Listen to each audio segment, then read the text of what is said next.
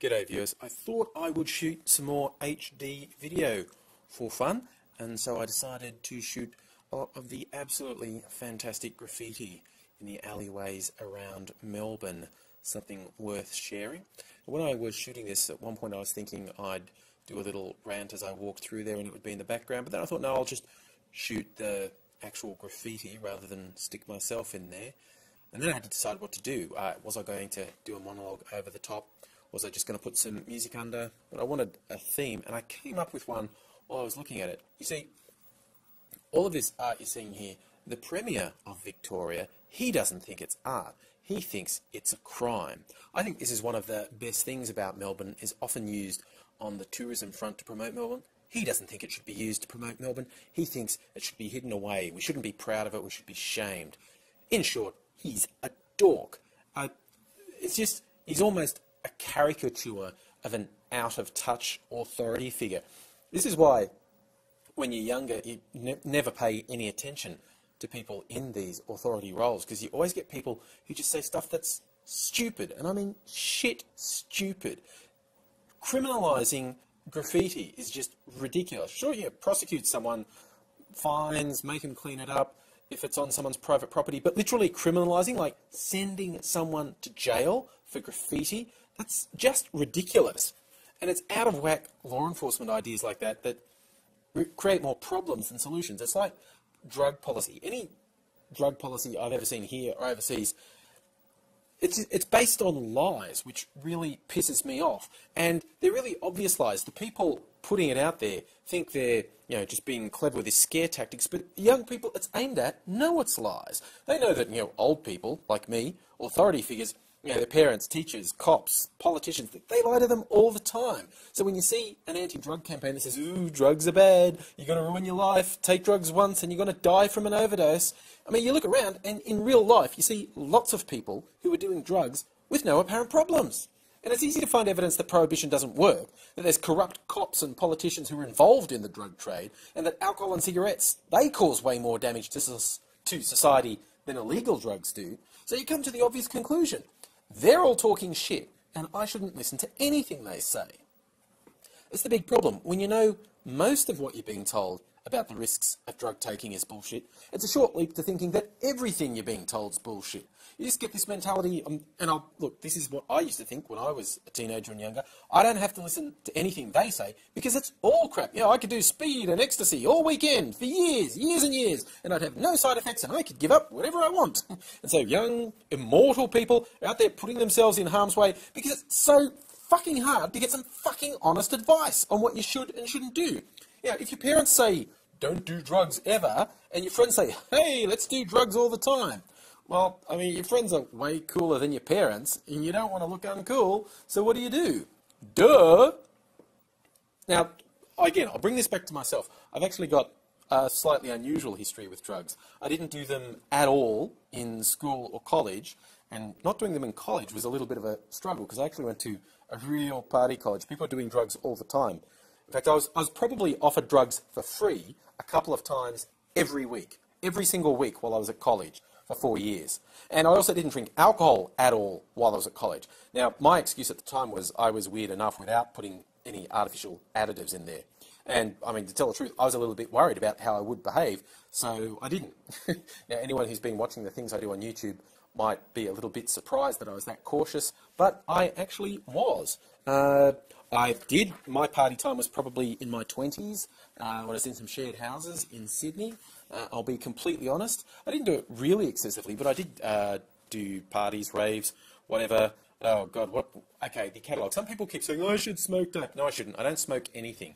I can't draw smoke into my lungs without choking, so I've never done dope, although I did have hash cookies once, and I'm not sure whether or not they did anything. I have had magic mushrooms, I've done speed, ecstasy, and, God, I was going to say something really bad that I hadn't done then because I was thinking of someone else. No, I've also done acid, as in LSD. I was going to say heroin. I haven't done heroin, but I did live in a house where I was the only one who didn't get hooked on the smack. That was a fun time, let me tell you, kids. In case you think I'm saying drugs aren't bad and they're never bad, I lived in a house where every other person apart from me fucked themselves up. Including one really talented artist one of the best artists I've ever known, and she screwed herself up completely on Smack. So I'm by no means saying drugs never mess you up, because, look, I've seen people screw themselves up on Smack. Oh, God forbid you ever get around someone who's doing crystal meth or crack cocaine. That'll fuck you up quick smart. Oh, God. And talking about smoking dope, God, we've all seen pathetic stoners who smoke too much and just sit around going, oh, man, I understand the universe. Shut up, hippie. But, yeah, obviously you can do it to excess. But, look, okay, an honest drug policy. Here's my honest words about drugs. Most people do drugs because it's fun. Now, there's a lot of other reasons people take drugs. They've had painful experiences that they're trying to suppress. They feel desperate. It could be a response to abuse, or, you know, that old standby of peer pressure, although I think that's way overrated as a reason why people do drugs. But what is important to me, if you ignore the fact people have fun on drugs, then you're simply not being honest. And another important fact, most people who do drugs don't get addicted. Now, as I said, some do, and I've lived through people who got addicted, and it sucks big time. Even if you do get addicted, it's perfectly possible to recover, but, you know, you're probably going to fuck your life up in the meantime. I've been around people ruin their lives personally, ruin their families' lives by stealing from their families and tearing their families apart. And even without excessive stuff like that, honestly, whenever I hear someone say, oh, I can't have fun unless I'm drunk or unless I'm high, or if they're a regular drug taker, they talk about how they have to take way more than they used to get a buzz. Those are really bad warning signs. If you find yourself saying that, just stop. You know, that's my advice. Just stop. If you just stop, hey, you're going to get two good benefits from that. One, your body's going to recover because you're probably screwing yourself up if you're thinking like that.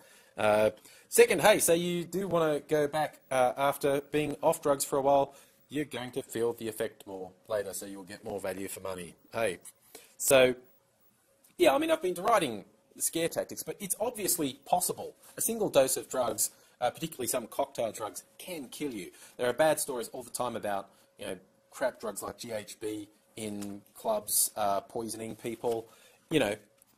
And quite frankly, a lot of people who take drugs are filthy fucking skeezers. I'm not trying to make drugs sound glamorous. A lot of drug takers are a long way away from being glamorous. There's just no absolutes either way. And honestly, if you're not a drug taker and someone's trying to coerce you, telling you it'll be fun, you'll love it, and you don't feel comfortable, get the hell away from them. They're a scumbag. Anyone who tries to push someone into any behaviour they're not comfortable with is a scumbag.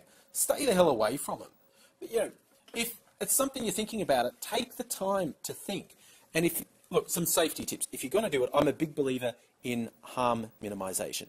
Think it through, know what you're doing, and don't do it alone. Don't say, I'll just sit at home and do this. That's a really bad idea. And don't go out alone if you're taking drugs. Make sure you're with people you can trust. And like they say about the alcohol drinkers, with a designated driver, have a designated clean and sober person, someone who turns you over when you pass out so you don't choke on vomit, someone who calls emergency services if things go horribly wrong. And things will, from time to time, go horribly wrong. So that's what I want to say. If you're honest, anyone who takes drugs who's honest will tell you, yes, they can fuck you up.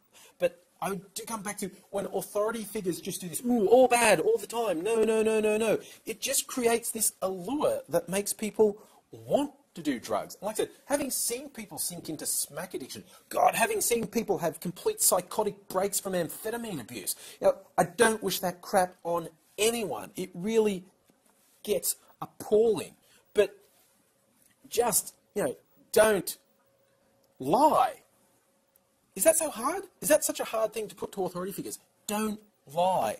If you're honest about everything, including the fact drugs can be fun, then the health message, drugs can fuck you up, might actually get through. Because it's bloody obvious the approaches put forward by most governments, most police, most authority figures these days just don't work.